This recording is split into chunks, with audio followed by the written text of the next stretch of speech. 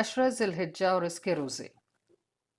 بسم اللہ الرحمن الرحیم عن ابی ہریرہ رضی اللہ عنہ قال قال رسول اللہ صلی اللہ علیہ وسلم ما من ایام احب الى اللہ ان يتعبد فيها من عشر ذی الحجہ يعدل صيام كل يوم بصيام سنة وقيام كل ليلة منها بقيام ليلة القدر۔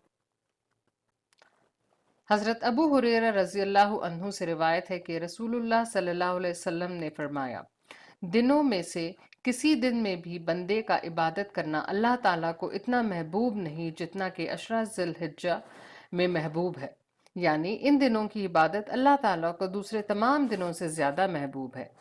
اس عشرے کا ہر دن کا روزہ سال بھر کے روزے کے برابر ہے اور اس کی ہر رات کی نوافل شب قدر کی نوافل کے برابر ہے۔